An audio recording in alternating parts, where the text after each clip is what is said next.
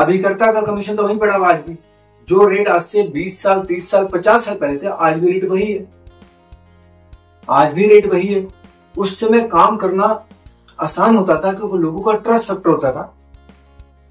आज काम करना मुश्किल है, टेक्नोलॉजी है, काम मुश्किल है, एक्सपेंस ज्यादा लगते हैं और चीजों में इन्वॉल्वमेंट ज्यादा होती है और कस्टमर के पास तमाम ऑप्शन।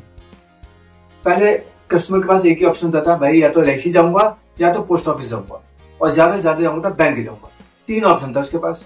और कुछ छोटी मोटी कंपनी आई थी सारा जैसी, उनमें चले जाऊंगा जो FD वाली स्कीम चलाती थी। मतलब कि ज्यादातर ग्राहक की जो संभावना होती थी वो सबसे पहले LIC, फिर पोस्ट ऑफिस, फिर बैंक। अब आज की डेट में ग्राहक के पास तमाम ऑप्शन, मतलब एक तो ये तीनों ऑप्शन तो आज भी अवेलेबल है, साथ में और 10 ऑप्शन जुड़ गए। उसके बाद 10 ऑप्शन के बाद उसके बाद 20 तो लोग जुड़ गए जो उसको अलग अलग ज्ञान बांटने वाले हैं, अलग अलग चीजें देने वाले हैं। मल्टीपल प्रोडक्ट आ गए मार्केट में। तो एजेंट का कमीशन वही रुका पड़ा है, एजेंट भी वही रुका पड़ा है, लेकिन LIC ग्रो कर रही है। LIC के हिसाब से LIC ग्रो कर रही है। दोस्तों आज की जो खबर है काफी सरप्राइजिंग और काफी बड़ी खबर है। मतलब बड़ी खबर की बात कहूं तो मोटा मोटा आपको बता दूं, 17% का इंक्रीमेंट LIC को हुआ है। 17% का इंक्रीमेंट भारत सरकार ने LIC को दिया है। अब ये 17% का इंक्रीमेंट किसको मिलने वाला है, कौन इसका बेनिफिट लेगा, किसको मिलेगा किसको नहीं मिलेगा, आपको फायदा होगा कि नुकसान होगा, इसी बारे में इस वीडियो में हम चर्चा करने वाले हैं। लेकिन उससे पहले मैं आपको बता दूं दोस्तों, इससे पहले मैंने एक वीडियो डाली थी जो एजेंटों के ऊपर थी। पूरे 13 लाख 14 लाख जो एजेंट हमारे भाई हैं उनके ऊपर थी। तो उस वीडियो को काफी लोगों ने सराहा, इसके लिए तहे दिल से धन्यवाद। अब देखिए, जब हम कोई चीज अपलोड करते हैं, कोई चीज इंफॉर्मेशन जब हम देते हैं प्लेटफॉर्म पे, पब्लिक प्लेटफॉर्म पे, तो उसके 2 रूप होते हैं, नेगेटिव और पॉजिटिव। तो काफी लोगों ने उसके, क्योंकि उसमें मैंने एजेंट की हालत को दर्शाया, एजेंट के हालात को दर्शाया कि एजेंट किस हालात में काम करता है, उसके क्या हालात हैं और उसकी जिंदगी कैसे चलती है इस इंश्योरेंस इंडस्ट्री के अंदर और खासकर LIC के अंदर।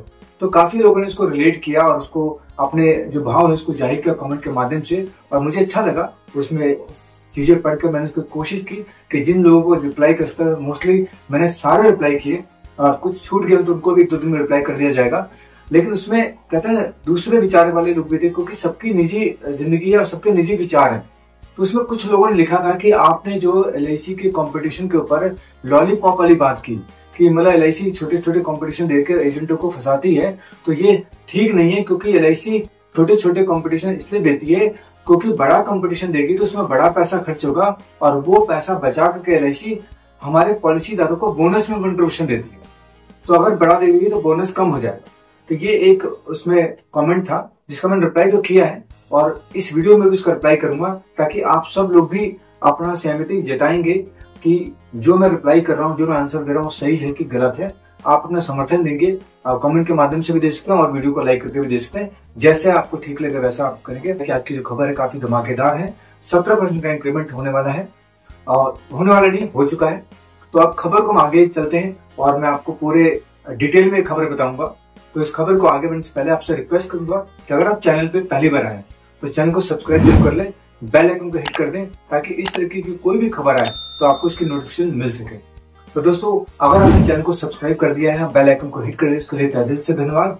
चलिए अब खबर पे चलते हैं। खबर दोस्तों फाइनेंस मिनिस्ट्री की तरफ से है, गवर्नमेंट ऑफ इंडिया की तरफ से है।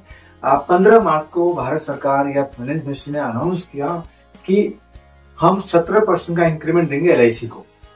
अब इस जो 17% का इंक्रीमेंट किसको मिलने वाला है, ये 17% का इंक्रीमेंट LIC के कर्मचारियों के लिए है।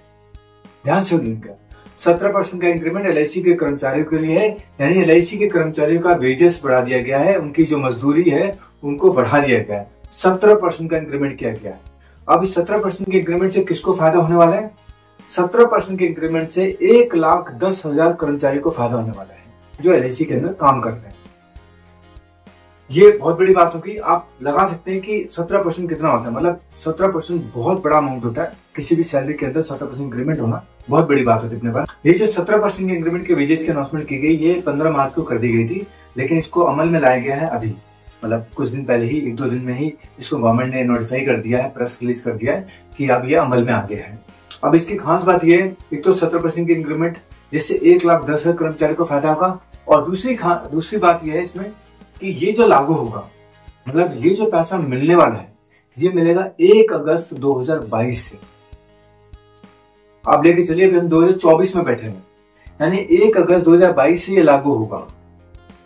यानी अभी जो सैलरी मिलेगी जून जुलाई की, वो तो मतलब ये नया रेट से मिल जाएगी, लेकिन पीछे का मतलब 1 अगस्त 2022 से भी इस पूरे पैसे को जोड़ा जाएगा और वो सारा पैसा इकट्ठा दिया जाएगा LIC के कर्मचारियों को, जिसको हम एरियर के रूप में कहेंगे, मतलब एरियर दे देंगे उनको इसका। तो आप बताइए कितना बड़ा पैसा होने वाला है वो, और वो पैसा कहाँ से आएगा आप सभी समझ सकते हैं, और कहाँ से आता है ये भी सोच समझते हैं। अब इसमें भी कुछ लोग अपनी जानकारी बांटेंगे कि भाई पैसा यहाँ से आता है वहां से आता है, LIC ने काफी सारी इन्वेस्टमेंट कर रखी है वहां। LIC की कोई भी इन्वेस्टमेंट है, कहीं से भी इन्वेस्टमेंट है, किसी भी तरीके की इनकम है, वो सबसे पहली इनकम इन्वेस्टमेंट की वो LIC ऑफ इंडिया से है, यानी पॉलिसी से। पॉलिसी का ही पैसा कहीं पे भी रिइन्वेस्ट होता है और पॉलिसी के पैसे से ही इनकम आती है।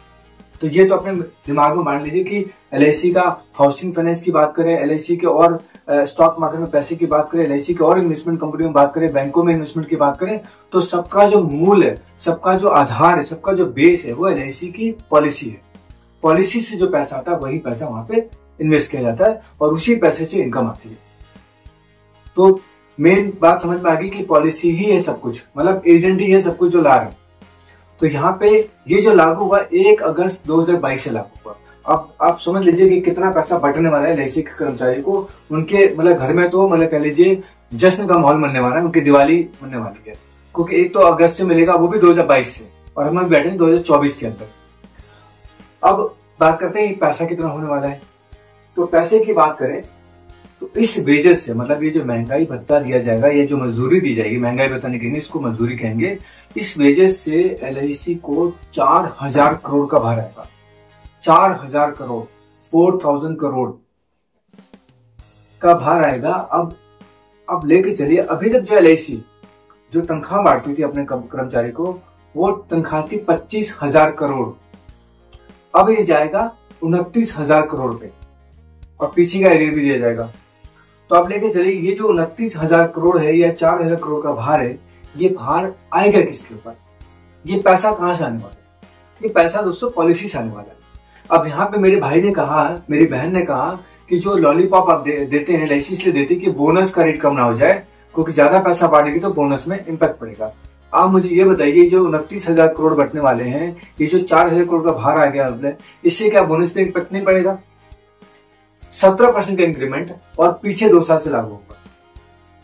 क्या आपके साथ या हमारे पॉलिसी से कभी ऐसा होता है कि जी आज बोनस डिक्लेयर किया और ये पीछे मिलेगा, मतलब 2025 में या 2024 में अनाउंस हुआ, 2023 में अनाउंस, लेकिन मिलेगा 2020 से जिनके पास हो सबको मिल जाएगा बोनस? ऐसा नहीं। तो आप खुद लेके चलिए, इस 4000 करोड़ के बोझ से क्या हमारे पॉलिसी धारक के बोनस पर कोई इम्पैक्ट नहीं आएगा? क्या हमारा बोनस बढ़ता हुआ है? क्या हमारे पॉलिसी धारक के रिटर्न पे इम्पैक्ट नहीं आएगा? जो आप मेच्योरिटी को बताने वाले हैं, वो मेच्योरिटी उसको मिलने वाली है। जब इस तरीके से पैसा बढ़ता रहेगा, कर्मचारियों का पैसा जाता रहेगा, सरकार को बोझ पड़ता रहेगा, तो ये पैसा कहां से रिकवर होगा? पैसा कहीं ना कहीं पॉलिसी से रिकवर होने वाला है। तो इसका डायरेक्ट और इनडायरेक्ट इम्पैक्ट किसको पड़ने वाला है? अभिकर्ता को और पॉलिसी धारक को। अभिकर्ता का कमीशन तो वहीं पड़ा हुआ आज भी, जो रेट आज से 20 साल 30 साल 50 साल पहले थे, आज भी रेट वही है। आज भी रेट वही है। उस समय काम करना आसान होता था क्योंकि लोगों का ट्रस्ट फैक्टर होता था। आज काम करना मुश्किल है, टेक्नोलॉजी है, काम मुश्किल है, एक्सपेंस ज्यादा लगते हैं, और चीजों में इन्वॉल्वमेंट ज्यादा होती है, और कस्टमर के पास तमाम ऑप्शन।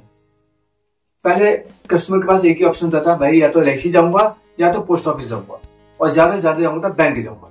3 ऑप्शन था उसके पास। और कुछ छोटी मोटी कंपनियां आई थी सहारा जैसी, उनमें चले जाऊंगा, जो FD वाली स्कीम चलाती थी। मतलब कि ज्यादातर ग्राहक की जो संभावना होती थी वो सबसे पहले LIC, फिर पोस्ट ऑफिस, फिर बैंक।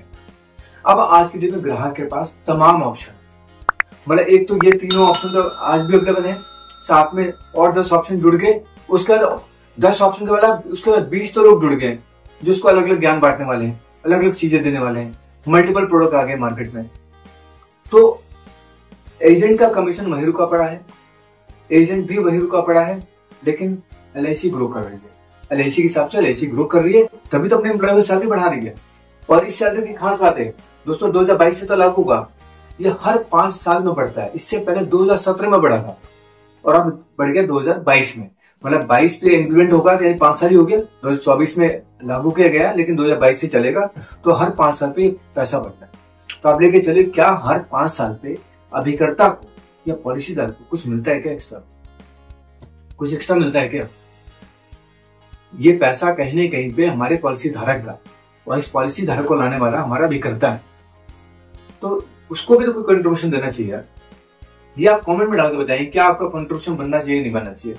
क्या इससे हमारे पॉलिसी धारक को फर्क पड़ेगा कि नहीं पड़ेगा? एम्प्लॉय के लिए बहुत खुशी की बात है, और हम भी खुश होते हैं कि किसी व्यक्ति की तनख्वाह बढ़ी, किसी व्यक्ति की इंक्रीमेंट हुई, तो इससे अच्छी बात है उसके घर में खुशी का माहौल आएगा और वो तरक्की कर रहा है।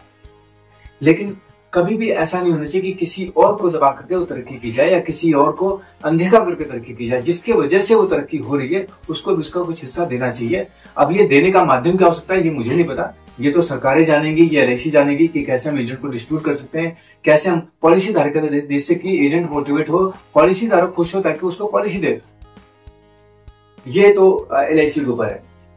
अब इसमें एक और सस्पेंस है, मतलब LIC मतलब सरकार ने ये कहा है, LIC ने कहा है कि जो हमने ये जो इंक्रीमेंट हुआ है जो 1 अगस्त 2022 से लागू होगा, जो 1 अगस्त 2022 के बाद रिटायर्ड हुए हैं लोग, रिटायर्ड हो गए हैं जो लोग, उनको भी ये बेनिफिट दिया जाएगा, उनको एक्स ग्रेटिया दिया जाएगा, मतलब एक लमसम अमाउंट उनको दे दिया जाएगा। और ऐसे 30,000 लोग हैं जिनको बेनिफिट मिलने वाला है। मुझे समझ नहीं है, मुझे बड़ा अजीब सा लगा, क्योंकि यार सरकारी नौकरी का मतलब तो बहुत बढ़िया काम हो गया, चाहे आप काम करें ना करें आपको बेनिफिट मिलने वाला है। और LIC कह रही है कि टोकन ऑफ अप्रिसिएशन होगा उन लोगों के लिए जो 30,000 लोग मतलब रिटायर्ड हुए हैं LIC से 2022 के बाद, उनको ये हम टोकन ऑफ अप्रिसिएशन के रूप में देंगे एक्स ग्रेटिया अमाउंट जो ये इंक्रीमेंट हुआ है। क्या कभी आपके पॉलिसी धारक के साथ, क्या आपके साथ कभी ऐसा हुआ है कि कोई एजेंट मतलब रिटायर्ड हो गया है, या कोई एजेंट टर्मिनेट हो गया है, या कोई एजेंट मतलब छोड़ के चले गए इस काम को, लेकिन उसने अपने जब समय में था उसने बहुत अच्छा काम किया और LIC का बोनस बढ़ाओ, LIC का बिजनेस बढ़ाओ, LIC ने उसको दोबारा रिकॉल करके बनाओ कि आपके दौरान कंपनी की टर्नओवर बहुत अच्छी हुई, कॉर्पोरेशन का बिजनेस बहुत अच्छा हुआ, तो ये जो पकड़ो ये एक्स्ट्रा बोनस आपके लिए, क्योंकि आपने बहुत अच्छा काम किया था उस समय। अब नहीं कर रहे अलग बात है, लेकिन उस समय अच्छा काम किया जिसकी वजह से हमारी शाखा हमारी क्या लीजिए ऑर्गेनाइजेशन, हमारी कॉर्पोरेशन बहुत ग्रोथ में आई। तो उस ग्रोथ के अंदर आपका भी योगदान था, तो आपको हम अप्रिसिएशन ऑफ अमाउंट दे रहे। ऐसा नहीं सुना होगा, नहीं होगा ऐसा। और ना ही पॉलिसी धारक के साथ हुआ कि भी पॉलिसी 2023 में मेच्योर होगी और 2024 में LIC का बिजनेस बहुत अच्छा हुआ है और वो उसमें उसका रोल था कहीं न कहीं पे, तो भाई पीछे से चीज चलती जा रही, तभी तो 2023 में मेच्योर हुई, 15-20 साल की पॉलिसी तो होगी। तो LIC ने भी उसको भी एक अप्रिसिएशन अमाउंट दे दिया कि जी आप हमारे साथ लॉयल रहे 23 साल तक, 15 साल तक, 20 साल तक, तो हमारी जो इमेज है, हमारी जो साख है, उसमें आपने उसको बनाए रखने में आपने काफी मतलब योगदान दिया है, तो इस योगदान के लिए हम आपको एक योगदान राशि देते हैं अलग से, क्योंकि आप हमारे साथ 3 साल रहे। ऐसा नहीं सुनने को मिला और आगे शायद नहीं भी मिलेगा। तो दोस्तों मैं ये कहना चाहता हूँ, आप कमेंट के माध्यम से बताएं कि ये चीज सही है कि गलत है।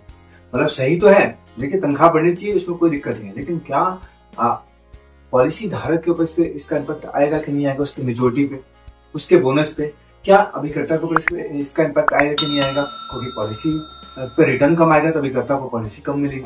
दोस्तों मेरा ये इस इन्फॉर्मेशन को बताने का सिर्फ एक ही मतलब था कि ये उन लोगों को जवाब था, एक तो जो कह रहे थे कि भैया कंपटीशन बढ़ता है तो बोनस रेट कम हो जाएगा, तो ये उसका जवाब था कि भाई इससे अब क्या होने वाला है, जो 29,000 करोड़ का खर्चा आने वाला है, जो 4,000 करोड़ का भार पड़ गया अलग से, तो इससे हमारे रिटर्न पे क्या फर्क पड़ेगा, ये तो हम आगे आने वाले वक्त में देखेंगे। और दूसरा ये था कि काफी सारे लोगों को मेरे पास कॉल भी आए थे कि सर आप ना एजेंट को मतलब LIC को नेगेटिव दिखाने की कोशिश कर रहे हैं। तो मैं दोस्तों आपसे माफी चाहूंगा, मेरा ऐसा कोई मकसद नहीं है, कोई इंटेंशन नहीं है कि मैं LIC को नेगेटिव दिखाऊं, क्योंकि LIC कहीं पे भी नेगेटिव नहीं, LIC पॉजिटिव है, LIC का जो बिजनेस है वो भी पॉजिटिव है, सब कुछ पॉजिटिव है। लेकिन LIC का जो कल्चर है, जो अभिकर्ताओं का जो कल्चर है वो थोड़ा नेगेटिव है, वो दुखदायी है। और ये आप वीडियो को देख करके समझ जाएंगे उस वीडियो को, और उस वीडियो में कमेंट को पढ़कर समझ जाएंगे। मतलब ये मेरी बात नहीं है, काफी लोगों ने अपने उसमें विचार व्यक्त किए हैं, तो उससे आपको पता चल जाएगा। दोस्तों ये इन्फॉर्मेशन यहीं तक थी। इन्फॉर्मेशन काम के लगी तो वीडियो को लाइक करना ना भूले और चैनल को सब्सक्राइब करना ना भूले। साथ में इस इन्फॉर्मेशन को उन भाइयों को जरूर भेजें जो LIC के कर्मचारी हैं, क्योंकि उनके घर में खुशी का माहौल होने वाला है, और उनको साथ में बधाई भी दे और हमारी तरफ से उनको शुभकामनाएं। दोस्तों मिलेंगे ऐसी किसी इन्फॉर्मेशन के साथ अगली वीडियो में अगले टॉपिक के साथ, तब तक के लिए नमस्कार, जय हिंद, जय भारत।